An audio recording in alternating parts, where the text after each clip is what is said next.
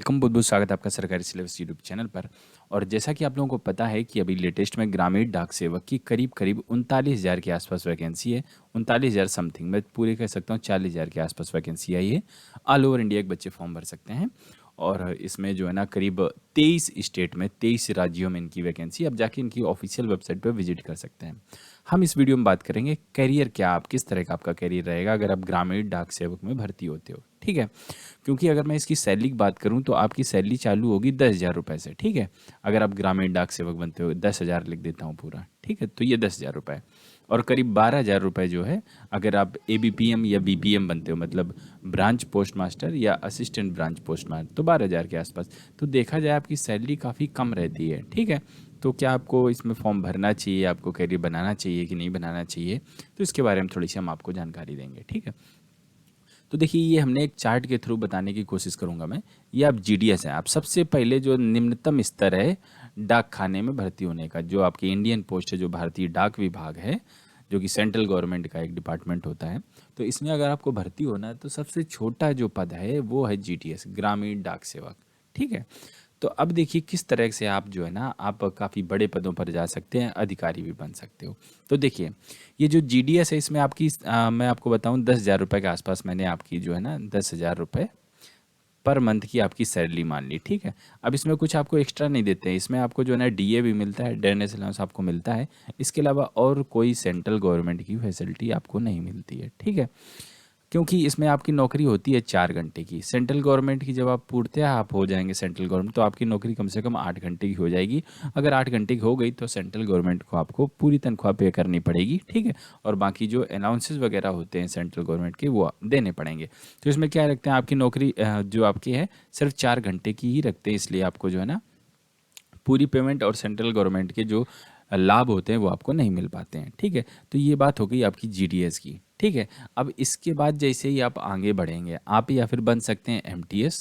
ठीक है। या आप डायरेक्ट जो है ना पोस्टमैन के लिए भी जा सकते हैं। ठीक है। तो ये दोनों पद में जैसे मान लीजिए आपने 3 साल काम किया है। ठीक है। GDS बनने पर आपने 3 साल काम किया, 3 साल काम करने के बाद आप MTS भी बन सकते हो। ठीक है। ये डिपार्टमेंटल है, ये सारा का सारा चीज़ जो मैं आपको बता रहा हूँ, ये अब डिपार्टमेंटल आपके एग्जाम हो गए, आप एग्जाम के तहत आगे बढ़ सकते हो। ठीक है। डिपार्टमेंटल का मतलब होता है विभागीय परीक्षा, मतलब आप जिस विभाग में काम कर रहे हो उसी विभाग की परीक्षा देकर उसी में उन्नति करना। ठीक है। अब 3 साल MTS के पद पर काम कर सके, इसके बाद जो है ना आप 5 साल और 3 साल आपने GDS काम किया, ग्रामीण डाक सेवक रहे, 5 साल आपने MTS करेंगे, तो आप 8 साल बाद देखें कि आप पोस्टमैन बन गए। ठीक है। फिर इसके बाद आप पोस्टल असिस्टेंट भी बन सकते हैं, जो कि किसी पोस्ट ऑफिस का काफ़ी बड़ा पद होता है। ठीक है। या फिर आप डायरेक्ट जो है ना पोस्टमैन भी बन सकते हैं। ठीक है। तो इसमें आपको थोड़ा सा टाइम लगेगा, आप यहाँ से जो है ना 8 साल मान के चलिए। ठीक है। तो 8 साल बाद आप करीब यहाँ तक आप पहुँच पाएंगे।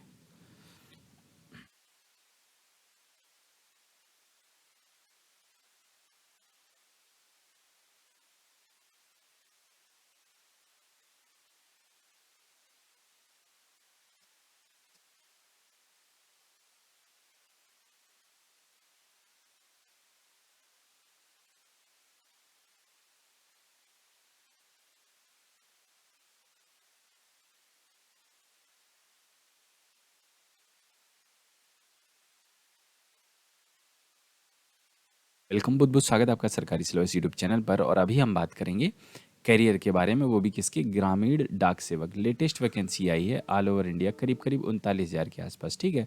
और ये समय समय पर वैकेंसियाँ वगैरह आती रहती है। करीब 23 राज्यों में जो है ना ग्रामीण डाक सेवक की भर्ती निकाली गई है। ठीक है। इसमें करियर किस तरह का रहता है इसके बारे में थोड़ी सी चर्चा करेंगे, थोड़ी सी विस्तृत चर्चा करेंगे, ताकि आपकी सारी शंकाओं का समाधान हो सके। ठीक है। तो देखिए, आपने सुना है ग्रामीण डाक सेवक कुछ खास नौकरी अच्छी नहीं होती है। आपको शुरुआती वेतन जो है 10,000 रुपये प्रति माह के आसपास दिया जाता है। ठीक है। अगर आप BPM मतलब ब्रांच पोस्ट मास्टर या असिस्टेंट ब्रांच पोस्ट मास्टर बनते हो तो आपको करीब 12,000 रुपये के आसपास प्रति महीने देती है। ठीक है। तो ये बहुत ज़्यादा नहीं होता है, 10,000 रुपये में खर्चा कैसे चलता है अगर किसको मिलते हैं तो वही जानता है। ठीक है। तो काफ़ी कम ये पेमेंट होता है, तो इसमें खर्चा नहीं चलता है। तो इसमें आप किस तरह से उन्नति कर सकते हो, करियर बना सकते हो अगर आप जाना चाहते हो। तो देखिए, ये जो है GDS ग्रामीण डाक सेवक, ये भारतीय जो डाक विभाग का सबसे छोटा पद है। ठीक है। सबसे छोटा पद है। अब इसमें क्या है कि आपकी नौकरी इन लोगों ने डिसाइड कर रखी है 4 आवर्स की, मतलब 4 घंटे की नौकरी है। तो इसमें क्या है कि सेंट्रल गवर्नमेंट के आपको कोई लाभ इसमें नहीं देते हैं, लेकिन हालाँकि आपकी जो वेतन रहता है उसमें डीए वगैरह और देते हैं। तो आपको कुछ लाभ वगैरह नहीं मिलते, जैसे फैसिलिटी सेंट्रल गवर्नमेंट देती है, अनाउंसेस होते हैं जैसे कि आपके एचआरए वगैरह हो गया, ठीक है, आपका टीएडीए वगैरह हो, तो ये अलाउंसेस आपको गवर्नमेंट नहीं देती क्योंकि वो आपको परमानेंट तौर पर नहीं मानती है। परमानेंट क्यों नहीं है? क्योंकि जो परमानेंट नौकरी होती है उनकी 8 घंटे की नौकरी है, आपकी सिर्फ 4 घंटे की नौकरी लेते हैं, ठीक है। तो ये आपका जीडीएस रहता है, ये सबसे छोटा पद है, ठीक है। अब क्या है कि आप प्रमोशन भी पा सकते हैं, डिपार्टमेंटल भी पा सकते हैं और डायरेक्ट एग्जाम भी दे सकते हैं। तो देखिए, अगर आप डिपार्टमेंटल जाते हैं तो आपको किस तरह से रहेगा, तो जीडीएस के बाद आपको एमटीएस बनना है, ठीक है। फिर आप पोस्टमैन बनाए जाएंगे, ठीक है। फिर आप जो है ना पोस्टल असिस्टेंट और ये इंस्पेक्टर, ये अधिकारी रैंक की रैंक हो जाती है डाक विभाग में, ठीक है। तो जीडीएस के बाद जो है ना आप चाहें तो 3 साल नौकरी करने के बाद एमटीएस बन सकते हैं। इसमें आपको कुछ खास एग्ज़ाम देने की वगैरह ज़रूरत नहीं है। आपके डिपार्टमेंटल एग्ज़ाम होगा, डिपार्टमेंटल एग्ज़ाम को ही आपको क्रैक करना है, ठीक है। डिपार्टमेंटल एग्ज़ाम क्या होते हैं वो भी मैं बता दूं। आप जिस विभाग में काम कर रहे हो उस विभाग में उन्नति के लिए आपको जो है ना एग्ज़ाम देने पड़ते हैं, उन्हें डिपार्टमेंटल एग्ज़ाम बोलते हैं। तो अब 3 साल एमटीएस के पद पर काम करके आप इसके बाद जो है ना 5 साल और एमटीएस के पद पर काम करके, पहले आपने 3 साल जीडीएस मतलब ग्रामीण डाक सेवक रहे, फिर आप 5 साल एमटीएस रहे, ठीक है। 5 साल एमटीएस के बाद आप डायरेक्ट जो है ना पोस्टल असिस्टेंट बन सकते हैं, ठीक है। तो 3 5 8 साल लग जाएंगे आपको पोस्टल असिस्टेंट बनने में, ठीक है। अब क्या है कि आप चाहें तो आप जीडीएस 5 साल यहाँ आप नौकरी कर सकते हैं जीडीएस की, ग्रामीण डाक सेवक की, ठीक है। फिर इसके बाद पोस्टमैन बनने के बाद आप 3 साल और पोस्टमैन के पद पर काम करने के बाद आप यहाँ से भी जो है ना पोस्टल असिस्टेंट बन सकते हैं, ठीक है। तो यहाँ से आपने जो है ना एमटीएस को स्किप कर दिया, दोनों रास्ते आपके पास में खुले हैं। आप अपने जो आपके डिपार्टमेंट का अंतरिम एग्जाम है उन्हें आप देकर उन्नति कर सकते हैं। अब क्या है कि ये तरीका और है कि आप 8 साल ये नहीं देना चाहते हो, ठीक है। तो आपका एक नॉर्मल अलग से एग्ज़ाम आता है, पोस्टल असिस्टेंट का एग्ज़ाम जो है ना भारतीय डाक विभाग जारी करती है, ठीक है। अब उसमें क्या है कि आपको कोई रिजर्वेशन वगैरह नहीं मिलेगा, ठीक है। आप डायरेक्ट उस फॉर्म को भर के आप यहाँ डायरेक्ट पोस्टल असिस्टेंट भी बन सकते हो, ठीक है। उसमें कोई लाभ वगैरह आपको नहीं दिया जाएगा कि आप डाक विभाग में काम करते हो आपको ये छूट रहेगी, छूट आपको कुछ नहीं, आप नॉर्मल कैंडिडेट की तरह फॉर्म भर के पार्टिसिपेट करके एग्जाम में ये भी बन सकते हो, ठीक है। तो आपको मैंने आप कहाँ तक बता दिया कि आप पोस्टल असिस्टेंट 8 साल बन सकते हो।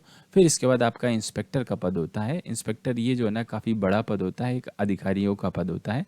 अगर आप जो है ना जानते हो तो आप किसी डाक विभाग में जाकर जो है ना पता कर सकते हो, ठीक है। इसे आईपीओ के नाम से भी लोग कहते हैं, इंस्पेक्टर ऑफ पोस्ट ऑफिस, ठीक है। तो ये आपके कुछ इस तरह का आपका करियर प्रोग्रेशन रहने वाला है। तो वहीं मैं बात करूं कि अगर आप जीडीएस बन गए तो इसका मतलब ये नहीं कि आप वहीं तक स्थिर हो गए, आप 10,000 रुपये की ही जो है ना ज़िंदगी काट दोगे, ऐसा हरगिज़ नहीं है।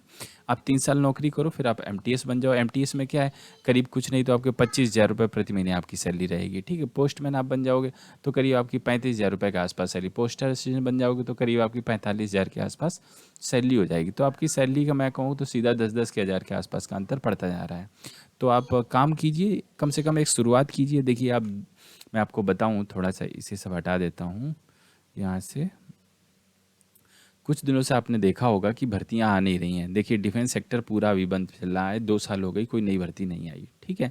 तो अब क्या हाथ पे हाथ रख के बैठे रहे, पता नहीं कब भर्ती आए, कोविड फिर से आ जाए, फिर से भर्तियां लटक जाएं, कुछ भी हो सकता है, ठीक है।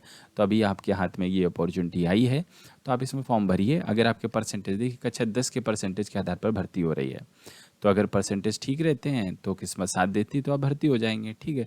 कहीं से तो शुरुआत होगी, 10,000 रुपये से शुरुआत होगी, लेकिन शुरुआत आपकी हो जाएगी, ठीक है। तो फिर आप धीरे धीरे प्रोग्रेस कर सकते हैं, आप आगे बढ़ सकते हैं, ठीक है। अब देखिए ऐसा भी नहीं कि जीडीएस ग्रामीण डाक सेवक की भर्ती है, आपको कहीं दूर भेज दिया गया है, आप वहाँ जाके पढ़ाई लिखाई नहीं, आप मान लीजिए आप जो है ना कहीं ऐसी नौकरी भेज दिए गए, सऊदी अरब आप भेज दिए गए या कहीं और भेज दिए, आप पढ़ाई लिखाई नहीं कर पाए। आपको तो रहना आपके घर के आसपास ही है, ठीक है। आप वहीं से अपनी तैयारी कर सकते हैं, पढ़ाई लिखाई कर सकते हैं और फ्यूचर में आगे जो है ना डिपार्टमेंटल एग्ज़ाम देखिए या डायरेक्ट एग्ज़ाम देकर भी आगे बढ़ सकते हैं, ठीक है। तो आपकी सैलरी भी बढ़ जाएगी और आपका पद भी बढ़ जाएगा। तो मेरी जो राय रहेगी कि एक ब्राइट करियर है, शुरुआत करने के लिए सही है, आप यहाँ से शुरुआत ज़रूर कीजिए। हाथ पे हाथ बैठे रहने से कुछ नहीं होगा, क्योंकि भर्तियों का कोई भरोसा नहीं, कब आएँ कब चली जाएँ, कब किस में धांधली हो जाए। तो इसलिए आप एक शुरुआत कीजिए, लेकिन पढ़ना मत छोड़िए, ठीक है, मैं ये नहीं कह रहा हूँ कि आप बस भर्ती हो गए ग्रामीण डाक सेवक, आपको ज़िंदगी भर यही रहना है, आपको आगे बढ़ना है, ठीक है। ये तो बस एक शुरुआत है, ताकि आज के रोज़गार कुछ तो हाथ में होना चाहिए ना। इसके साथ ही साथ आपको और आगे करियर में उन्नति करनी है, आपको पढ़ाई लिखाई कंटिन्यू रखनी है, ठीक है। तो करियर के बारे में हमने यहाँ से डिस्कस किया। अगर कुछ और जानना पूछना चाहते हो तो हमें कमेंट कर सकते हो। इस वीडियो में फ़िलहाल इतना ही। वंदे मातरम।